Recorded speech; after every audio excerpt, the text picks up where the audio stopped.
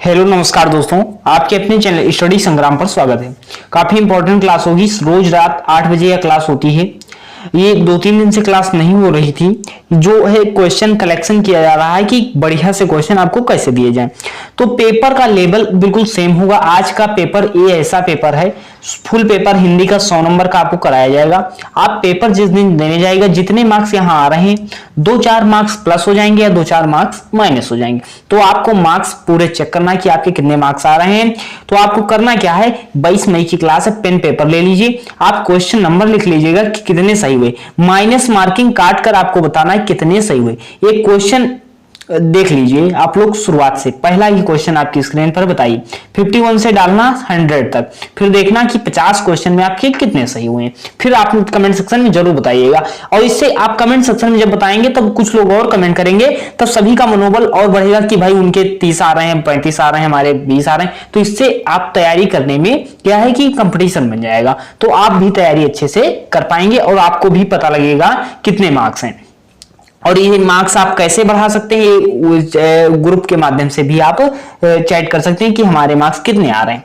तो अब चलिए शुरू करते हैं अपनी क्लास को। क्या है, पहला क्वेश्चन है, इसमें शुद्ध वर्तनी आपको बतानी है। बताइए इसमें क्या होगा, पारगम्य होगा, पारागम्य होगा या पारोगम्य होगा या पारिगम्य होगा। इसमें बताइए पारगम्य होगा या नहीं होगा। तो पारगम्य अगर आपने दिया ऑप्शन नंबर ए तो आप बिल्कुल सही हैं। पहला ही क्वेश्चन आपका सही हो गया होगा, ये हम आशा करते हैं। जनार्दन किसका पर्यायवाची है, बताइए राम का, कृष्ण का, विष्णु का या ब्रह्मा का। 52 का आंसर आपको देना है सर। जनार्दन किसका पर्यायवाची। पर्यायवाची क्या होता है, समानार्थी शब्द होते हैं। समानार्थी मान सकते हैं सर, समान अर्थ को व्यक्त करें, या पर्यायवाची एक ही सम मान सकते हैं। तो अब यहाँ पे जनार्दन क्या है भाई, तो जनार्दन जो है विष्णु का पर्यायवाची होता है। नेक्स्ट है क्वेश्चन आपका, क्या है, उपनिवेश से संबंध हो जिसका, उसके लिए एक शब्द क्या बताना है। फटाफट आंसर दीजिएगा, सोचिए क्या होगा। उपनिवेशिक होगा, औपनिवेशिक होगा या औपन्यायिक होगा या उपनिवेशवाद होगा। उपनिवेश से संबंध हो जिसका, उसके लिए एक शब्द क्या होगा, तो औपनिवेशिक होगा। क्या हो जाएगा, औपनिवेशिक होगा। 3 क्वेश्चन कराए, कितने सही हुए, सोचिए आपके कितने सही हुए। आपको 1/3 माइनस मार्किंग काट करके नंबर लिखना है कि कितने नंबर आए और कितने गलत हुए ये भी बताना। कुश की नोक से तीखी बुद्धि को क्या कहते हैं। कुश की नोक से तीखी बुद्धि को क्या कहते हैं, विद्वान कहते हैं, कुशा कहते हैं, कुशाग्र बुद्धि कहते हैं या मंद बुद्धि कहते हैं। 54 का आंसर आपको देना है सर, क्या हो जाएगा, तो कुशाग्र बुद्धि आपका बिल्कुल करेक्ट आंसर हो जाएगा। कुश की नोक से तीखी बुद्धि अर्थात तेज बुद्धि क्या हो जाएगा, कुशाग्र बुद्धि वाला व्यक्ति या तेज बुद्धि वाला व्यक्ति हो जाएगा। ऑप्शन नंबर सी आपका बिल्कुल करेक्ट आंसर है। नेक्स्ट है कि शुद्ध आत्मा का मनुष्य क्या कहलाता है। पवित्र, दार्शनिक, कृतात्मा, शुद्धोदन। इसमें आपको 55 का आंसर देना है। क्या हो जाएगा सर, तो 55 का आंसर दीजिए जो लोग जुड़े हुए हैं, जो लोग सोच रहे हैं कि कैसे क्या होगा। तो शुद्ध आत्मा का मनुष्य क्या कहलाता है, शुद्धोदन कहलाएगा। क्या कहलाएगा, शुद्धोदन कहलाएगा। नेक्स्ट क्वेश्चन है आपकी स्क्रीन पर, अभिजाति का विलोम क्या होगा। यहां पर सभी लोग लिख लीजिए कि गलत करेंगे, कुछ 98% लोग गलत करेंगे। कैसे गलत करेंगे, यह चीज या आपसे प्रश्न दोबारा गलत नहीं होगा। अभिजाति का विलोम क्या है, विलोम क्या होता है, उल्टा होता है सर। तो अभिजात का विलोम क्या होगा, कुलीन होगा, सामान्य होगा या अकुलीन होगा या वंचित होगा। अब लेकिन कुछ लोगों ने आंसर इसमें दिया होगा कुलीन, तो आपसे बता दें कि आप हैं गलत। कैसे, तो अभिजाति का विलोम क्या होता है सर, अकुलीन होता है। क्या होता है, अकुलीन आपका बिल्कुल करेक्ट आंसर हो जाएगा। अब कुलीन क्या है सर, श्रेष्ठ होता है, उच्च कुल में उत्पन्न होने वाला कुलीन होता है। कुलीन का ही अर्थ क्या होता है, अभिजात का अगर अर्थ पूछ ले तो क्या होता है, कुलीन ही होता है। अभिजात का अर्थ होता है कुलीन। तो जब कुलीन अर्थ हो गया तो सर विलोम क्या होगा, तो अकुलीन हो जाएगा। तो आपसे अगर अभिजात का अर्थ पूछ ले तो कुलीन होता है सर। तो कुलीन का चाहे विलोम पूछ ले तो अकुलीन होगा, चाहे अभिजाति का विलोम पूछ ले तो भी अकुलीन हो जाएगा। नेक्स्ट क्वेश्चन है आपकी स्क्रीन पर, बताइए अतिवृष्टि का विलोम क्या होगा। वृष्टि मतलब क्या होता है, यह आपको पता होना चाहिए, वर्षा होता है। वर्षा होता है तो अति मतलब क्या होता है, अधिक होता है। अधिक वर्षा अर्थात क्या, इसका विलोम क्या होगा, तो अनावृष्टि, अकाल, तूफान, वर्षा। अना मतलब कुछ नहीं, वृष्टि मतलब वर्षा, तो मतलब कुछ नहीं हुई वर्षा अर्थात कुछ वर्षा नहीं, और अधिक वर्षा से संबंध क्या है, विपरीत आ रहा है। तो अतिवृष्टि का विलोम क्या हो जाएगा, अनावृष्टि हो जाएगा। आपके कितने सही हुए ये सोचिए। अभिशंसा का कौन सा उपसर्ग है? अभिशंसा में बताइए उपसर्ग क्या है? तो उपसर्ग जो होता है शब्दों के समीप उपधन सर्ग से मिलकर बना होता है। उप का अर्थ क्या होता है? समीप होता है। उप का अर्थ क्या होता है? समीप होता है। सर्ग मतलब सृष्टि करना होता है। तो शब्दों के समीप सृष्टि करना होता है, शब्द के या पहले लगते हैं। अब क्या अपि है, अभी है, औ है, अनु है। तो अभी जो है यह आपका क्या हो जाएगा? उपसर्ग इसमें आपका बिल्कुल करेक्ट हो जाएगा। नेक्स्ट क्वेश्चन है आपकी स्क्रीन पर, बताइए अवलोकन में प्रयुक्त उपसर्ग है। अवलोकन, एक शब्द क्या था? लोकन था।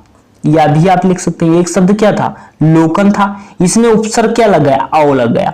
अब जब अव उपसर्ग लगा तो क्या होता है? अवलोकन हो जाता है। क्या होता है? अवलोकन। तो अवलोकन आपका क्या हो जाए? अव उपसर्ग आपका बिल्कुल करेक्ट आंसर हो जाएगा। नेक्स्ट क्वेश्चन है आपकी स्क्रीन पर, बताइए निर्विवाद में संधि विच्छेद क्या होगा? संधि कितने प्रकार की होती है? सबसे पहले आंसर दीजिए जो लोग जुड़े हुए हैं। एक प्रश्न और तैयार करवा दें आपका। संधि कितने प्रकार की? 3 प्रकार की होती। अब आप संधि नहीं जान रहे हैं, प्लेलिस्ट में जाइए, हिंदी की क्लास अपलोड है, वहां से आप देख सकते हैं, पूरी हिंदी पढ़ाई गई है। अब निर्विवाद का संधि विच्छेद क्या होगा? निधन विवाद। संधि में जो होता है दोनों शब्द सही लिखे होते हैं, इधर का भी इधर का भी, बीच में जो संधि होती है ये दोनों शब्द आपके सही लिखे होते हैं। अब यहाँ पे संधि विच्छेद देखना है, निधन विवाद होगा, निधन विवाद होगा, या निधन विवाद होगा, या निधन विवाद होगा। तो विवाद कोई शब्द ही नहीं होता सर, विवाद शब्द होता है। वाद होगा या नहीं होगा? तो आपने अगर निधन विवाद दिया तो आप बिल्कुल करेक्ट आंसर दे दिए हैं, आपका 1-2 नंबर पक्का हो गया। तो निधन विवाद होता है। अब जो रा जो ये रूप ले रहा है, ये विसर्ग का रूप ले रहा है। इसमें संधि कौन सी है या भी आपसे पूछा जा सकता है। तो इसमें कौन सी संधि है सर? यह विसर्ग संधि का आपका क्या हो जाता है? उदाहरण हो जाता है। विसर्ग संधि का उदाहरण हो जाता है। नेक्स्ट क्वेश्चन है आपकी स्क्रीन पर, महाराज दशरथ यथा नाम तथा गुण थे। यथा नाम तथा गुण थे, इसका आपको अर्थ बताना है सर। क्या होगा? मात्र नाम की उपयोगिता होगी या रेखांकित शब्द का अर्थ बताना है आपको। जैसा नाम वैसा गुण होगा, उपयोगिता विहीन होगा या गुणवान होगा। 61 का आंसर दीजिए जो लोग सोच रहे हैं कि क्या होगा। तो बताइए इसमें क्या हो जाएगा? यथा नाम तथा गुण। तो इसमें आपका आंसर क्या होगा? अर्थात क्या? यथा नाम, जैसा नाम वैसा गुण हो जाएगा। महाराज दशरथ जैसा नाम वैसा गुण थे। नेक्स्ट क्वेश्चन है आपकी स्क्रीन पर, त्रिफला में कौन सा समास है? समास हमने पढ़ा रखा है, अगर आप नहीं देखे तो देख लीजिए क्लास को। अब यहां से हम कुछ चीजें 2-3 करा देंगे।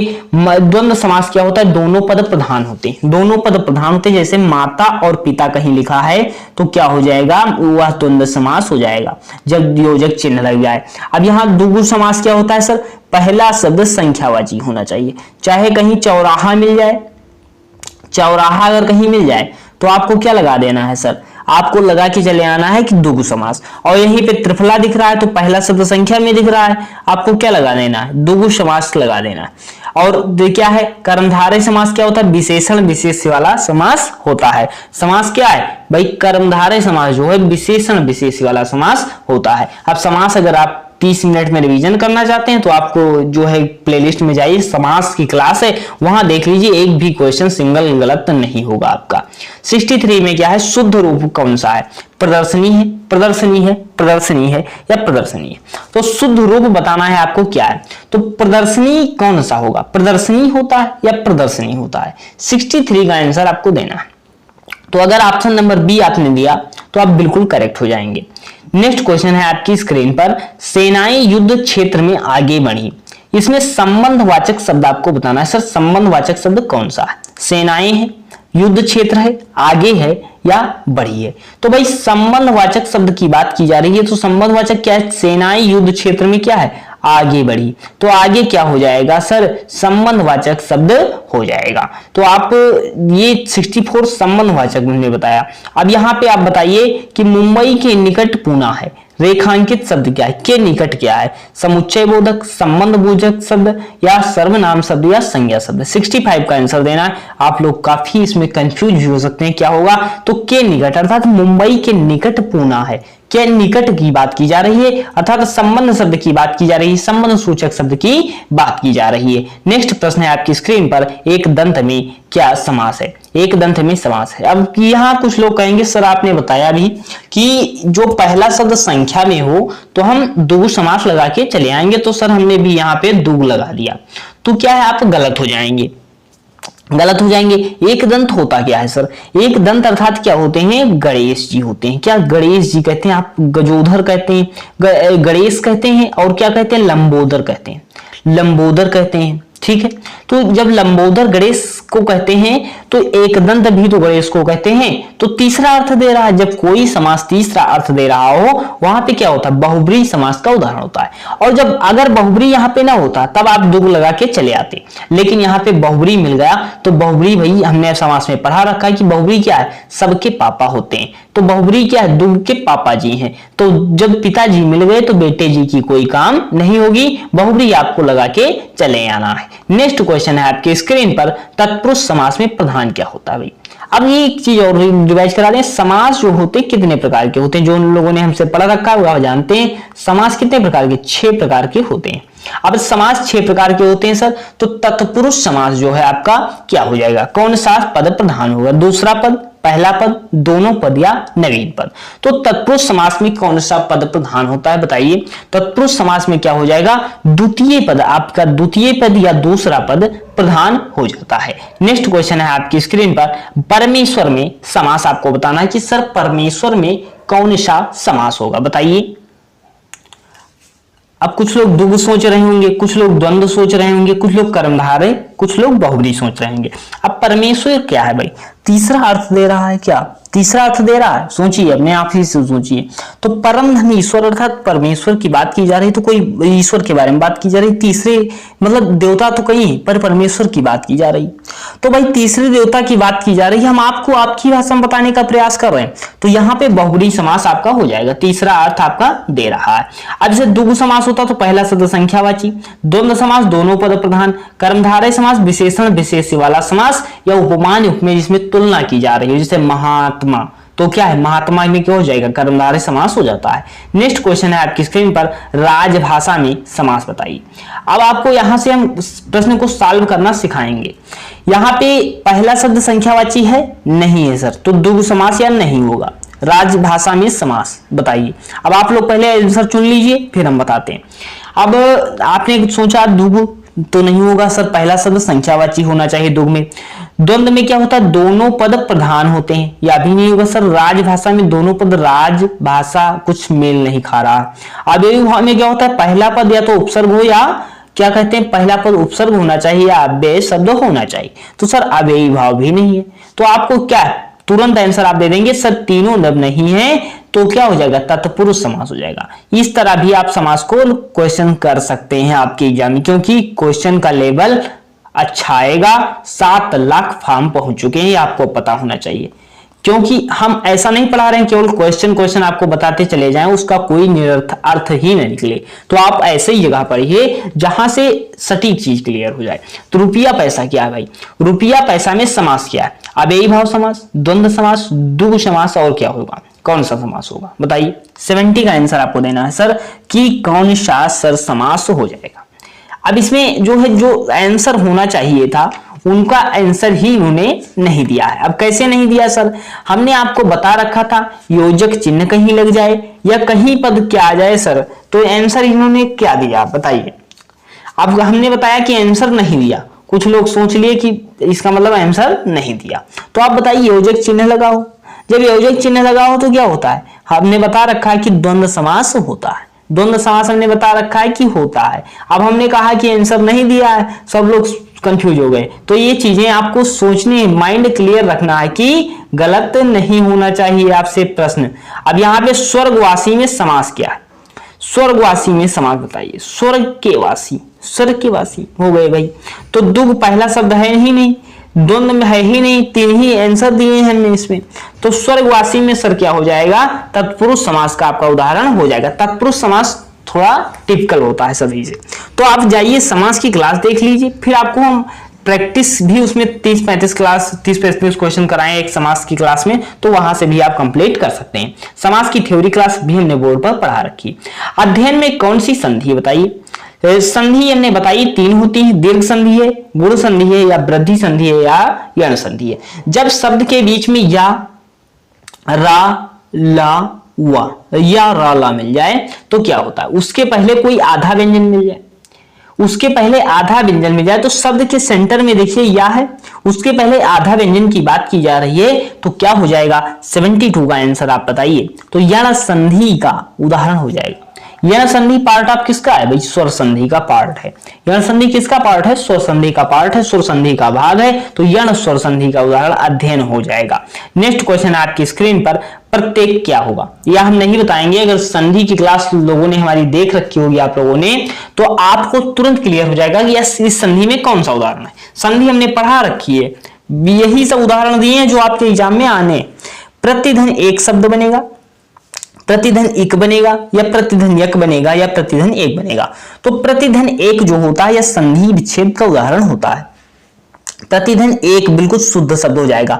अब इसमें संधि सर कौन सी है, हमने अभी आपको बताया शब्द के सेंटर में या रा वा मिल जाए, उसके पहले कोई आधा व्यंजन मिल जाए, उसके पहले कोई आधा व्यंजन मिल जाए, तो आप कौन सी संधि लगाकर आएंगे। अभी हमने आपको बताया यण स्वर संधि लगाएंगे, यण स्वर संधि लगा के चले आएंगे। सर एक चीज और भी आपने पढ़ाई थी, एक चीज और भी आपने पढ़ाई थी, आखिर क्या पढ़ाई थी, हमने आपको पढ़ा रखा है या भी पढ़ा रखा है कि सर कहीं अगर आपको मिल जाए ए ओ आर, तो वहां पर भी क्या है, तो यहाँ पे दो कंडीशन फॉलो कर रही हैं सर, तो क्या करेंगे, इसमें ऑप्शन अगर जब मिल जाएगा यण स्वर संधि का, तब यण स्वर संधि लगाना है, यण स्वर संधि लगा के चले आना है। नेक्स्ट क्वेश्चन है आपकी स्क्रीन पर, बताइए टिक आऊ में प्रत्यय कौन सा है। तो टिक धन आऊ होता है, या टाक होता है, या कड़ होता है, या आड़ी होता है, या आऊ होता है। तो टिक धन आऊ होता है। टिक धन क्या आएगा, आऊ आएगा, तो टिक आऊ आपका बिल्कुल करेक्ट आंसर हो जाएगा। नेक्स्ट क्वेश्चन है आपकी स्क्रीन पर कि तैराक में कौन सा प्रत्यय है, बताइए। 75 आपके कितने सही हो, 25 क्वेश्चन पहुंच चुके हैं। तैर धन आंख होगा, तो तैर धन आंख शब्द होता है, आंखू कोई प्रत्यय नहीं होगा, आंख होगा या आंख होगा या कर होगा।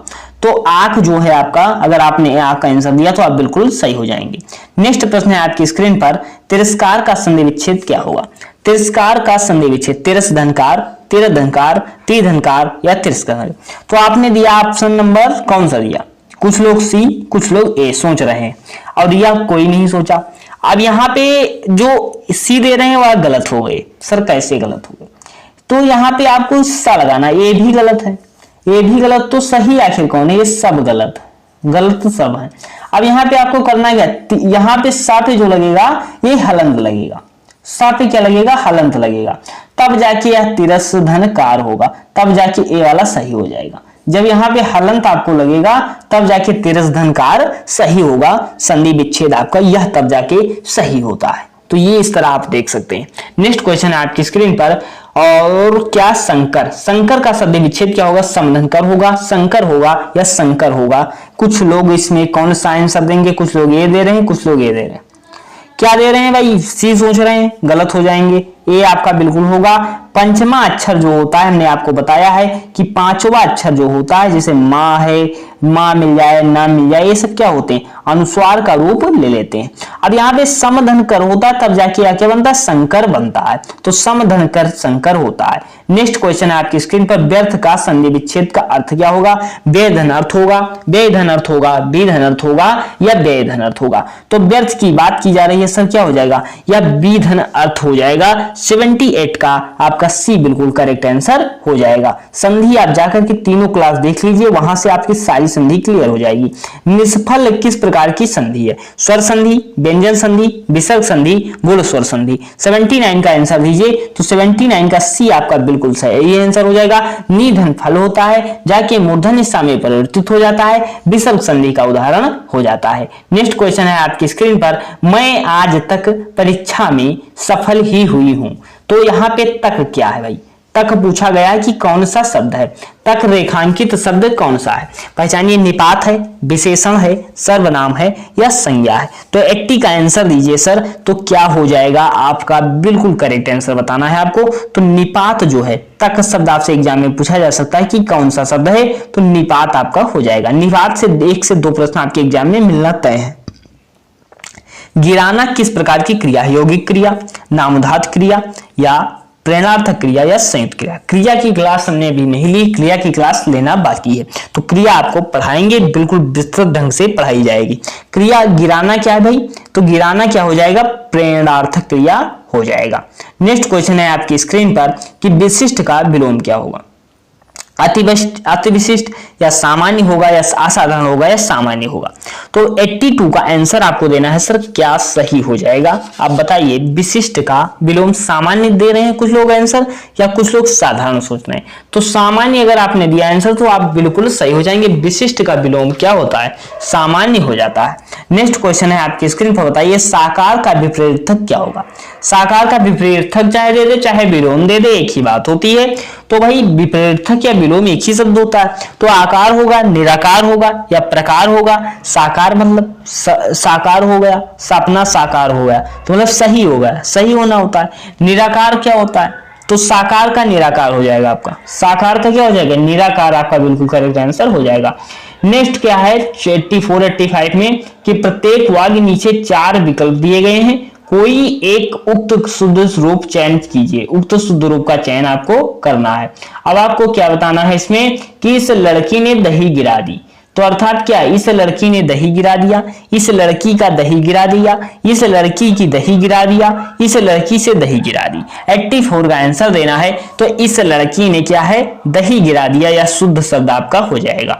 नेक्स्ट क्वेश्चन है आंसू से आंचल भीग गई, तो आंसुओं से आंचल भीग गया, आंसू से आंचल भीग गया, आंसुओं से आंचल भीग गई, आंसू से आंचलें भीग गई। 85 का आंसर देना है, तो आंसुओं से आंचल भीग गया आपका बिल्कुल करेक्ट आंसर हो जाएगा। नेक्स्ट क्वेश्चन है आपकी स्क्रीन पर 86 का, भविष्य में होने वाले के लिए एक शब्द क्या है, भावी, भविष्यवक्ता, अतीत या पुरातन। 86 का आंसर देना है, तो भविष्य में होने वाले के लिए एक शब्द क्या होगा, भावी, आपका बिल्कुल करेक्ट आंसर हो जाएगा। नेक्स्ट क्वेश्चन है आपकी स्क्रीन पर, गणेश का पर्यायवाची नहीं है, गजानन, विघ्नेश, विनायक या गोविंद। 87 का आंसर आपको देना है, तो गोविंद जो होता है, गोविंद किसका होता है, कृष्ण का होता है, गोपाल, कन्हैया क्या नहीं कह सकते हैं। तो गजानन, विघ्नेश, विनायक क्या होता है, गणेश का पर्यायवाची होता है।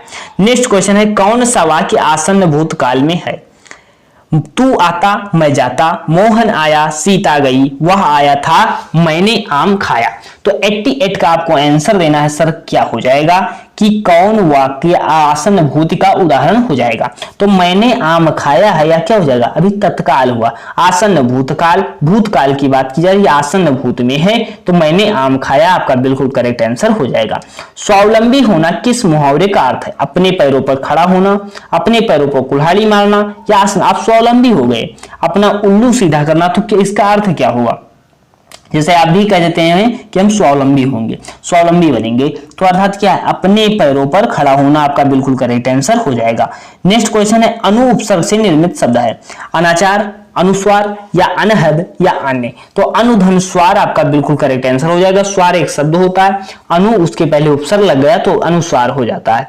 नेक्स्ट क्वेश्चन आपकी स्क्रीन पर, निम्नलिखित में से कौन सा विपरीतक शब्दों का युग्म सही नहीं है, उन्नति का पतन, मूर्त का अमूर्त, वक्र का ऋजु या अपेक्षा का अनिच्छा। तो सही जो है आपका यह नहीं है, उन्नति का पतन होता है, मूर्ति का अमूर्त होता है, वक्र का ऋजु होता है और ऋजु का वक्र होता है। यह इंपॉर्टेंट, बहुत इंपॉर्टेंट है, अधिक से अधिक इंपॉर्टेंट है। ऋजु का वक्र होता है, अपेक्षा का जो होता है अनिच्छा नहीं उपेक्षा, वो उपेक्षा होता है। अपेक्षा का क्या होता है सर, अपेक्षा का उपेक्षा होता है, यह आप नोट कर सकते हैं। नेक्स्ट क्वेश्चन है आपकी स्क्रीन पर, जो चित्त के साथ कार्यशील हो उसके लिए एक शब्द क्या होगा, दत्तचित्त, परिश्रमी, महत्वपूर्ण या चित्रशील। 92 का आंसर आपको देना है, तो सर क्या हो जाएगा, दत्तचित्त आपका बिल्कुल करेक्ट आंसर हो जाएगा। जो चित्त के कार्यशील हो उसके लिए एक शब्द दत्तचित्त होता है। नेक्स्ट क्वेश्चन है आपकी स्क्रीन पर, निम्नलिखित में से किस शब्द का प्रयोग बहुवचन में नहीं होता, चिड़िया, प्रत्येक या दर्शन या साधु। तो आपको पूछा गया कि बहुवचन में नहीं होता, तो प्रत्येक जो होता है इसका प्रयोग बहुवचन में नहीं होता, इसका प्रयोग क्या होता है, सदा एक वचन में होता है। यह आपसे प्रश्न पूछा भी गया 2018 के एग्जाम में, जो होता है प्रत्येक क्या होता है, एक वचन होता है। तो आप यह नोट कर सकते हैं कि प्रत्येक क्या होगा, एक वचन होगा। साधु है, दर्शन है, चिड़िया है, या बहुवचन के में आते हैं। नेक्स्ट क्वेश्चन है, एक कृषि क्रिया में क्रिया वर्तमान काल में, वर्तमान काल में जिसमें क्रिया हो उसे आपको बताना है। उसने फल खा लिए थे, वो मोहन जा रहा है, तुम कल आने वाले थे, मैं कल जाऊंगा। थे ये तो क्या है भाई, ऐसे आप बता सकते हैं कि फल खा लिए थे, तुम कल आने वाले थे अर्थात क्या भविष्य की बात की जा रही, तुम कल आने वाले थे, आने वाला कल। अब यहाँ पे मोहन जा रहा है तो ये तो क्या हो जाएगा, वर्तमान काल का उदाहरण हो जाएगा। ये मैं पटना जाऊंगा था तो भविष्य की बात कर रहा है, तो यहाँ पे आपका ऑप्शन नंबर बी हो जाएगा। आपके सही हुआ या क्वेश्चन या नहीं हुआ, आप जरूर सोचिएगा कि कैसे आप सही करेंगे आंसर को। थोड़ा पानी देना, थोड़ा क्या भाई, तो संज्ञा है, विशेषण है, प्रविशेषण है या क्रिया विशेषण। थोड़ा पानी देना, जैसे कोई पानी लाया तो भाई थोड़ा पानी देना, थोड़ा चाय, थोड़ी चाय देना, थोड़ी चाय देना अर्थात थोड़ा थोड़ी क्या है सब, ये सब आपका भाई विशेषता है, परिमाणवाचक विशेषण आपका हो जाएगा। परिमाण की बात की जा रही है भाई, थोड़ा देना, तो ये थोड़ा क्या है, परिमाणवाचक विशेषण होता है। नेक्स्ट क्वेश्चन है सरल विशेषण से भाववाचक शब्द बताइए। तो सरल होगा, सरलता होगा, सरलील होगा या सरलाभ होगा। तो सरल विशेषण से क्या होता है, सरलता आपका बिल्कुल का आंसर हो जाएगा। भाववाचक संज्ञा बनती है तो क्या बन जाता है, सरलता होता है। नेक्स्ट क्वेश्चन है आपकी स्क्रीन पर, आप बताइए कि आपका क्या आंसर। अब यहाँ पे राम की गाय बहुत काली है, ये आपको बताना है। काली शब्द क्या है, सर्वनाम है, अब सर्वनाम है, क्रिया है, विशेषण है या प्रविशेषण है। भाई राम की गाय काली है तो काली क्या है, विशेषण होता है। भाई काली है तो विशेषण होता है, सफेद है विशेषण है, तो ये विशेषण है। लेकिन यहाँ पे जो बहुत लगा हुआ है ये कौन सा शब्द है, हम पूछ रहे हैं बहुत कौन सा शब्द है। तो बहुत जब विशेषण की भी विशेषता बताई जा रही हो तब प्रविशेषण होता है। बहुत क्या है, प्रविशेषण है, और काली शब्द क्या हो जाएगा, विशेषण हो जाएगा। नेक्स्ट क्वेश्चन है आपकी स्क्रीन पर, बताइए कारक के कितने भेद होते हैं, 7, 8, 9। तो कारक के भेद कुछ लोग 9 बताएंगे, वह गलत हो जाएंगे, 7 बताएंगे, वह भी गलत हो जाएंगे। कारक के भेद कितने होते हैं, 8 भेद होते हैं। नेक्स्ट क्वेश्चन है आपकी स्क्रीन पर, हरियाली शब्द कौन सा है, जातिवाचक संज्ञा। संज्ञा के भेद कितने होते हैं बताइए, संज्ञा के भेद कितने होते हैं। तो संज्ञा के भेद जो आपके होते हैं या आपको बताना है, तो संज्ञा के भेद कितने हो जाएंगे, 5 होते हैं। कितने, 5 भेद होते हैं। नेक्स्ट है हरियाली क्या है, जातिवाचक, समूहवाचक, भाववाचक, विशेषण। अब संज्ञा भी नहीं पढ़ा तो जाकर के प्लेलिस्ट में पढ़ सकते हैं। हरियाली क्या है भाई, भाववाचक संज्ञा का उदाहरण हो जाएगा। नेक्स्ट क्वेश्चन है आपकी स्क्रीन पर, लास्ट क्वेश्चन है, कितने सही हुए जरूर बताइएगा कमेंट सेक्शन में। और क्लास अच्छी लगे तो मात्र 2 लोगों को शेयर कर दीजिए, इससे हमारा भी उत्साह बढ़े, क्लास आपको अच्छी से अच्छी दे पाए और अच्छे क्वेश्चन भी कलेक्ट करके आपको दे पाए। वर्णों के मेल से जिस सार्थक वर्ण समूह या ध्वनि समूह की सृष्टि होती है उसे क्या कहते हैं भाई। वर्णों के मेल से जिस सार्थक वर्ण समूह या ध्वनि समूह की सृष्टि होती है उसे क्या कहते हैं, अक्षर, शब्द, वाक्य या उपवाक्य। तो 100 का आंसर आपको देना है, तो शब्द आपका बिल्कुल करेक्ट आंसर हो जाएगा।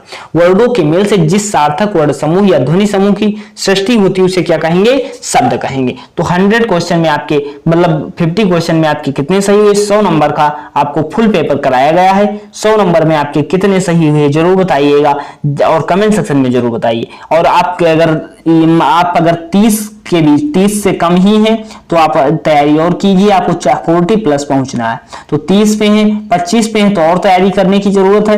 अगर 15 क्वेश्चन सही किए तो भाई और तय मेहनत कीजिए जिससे आपका सही हो। थ्योरी पढ़िए और आप प्रैक्टिस कीजिए, प्रैक्टिस की क्लास भी अपलोड है, वो जाकर के आप देख सकते हैं। मिलते हैं नेक्स्ट वीडियो में, आप सभी का धन्यवाद।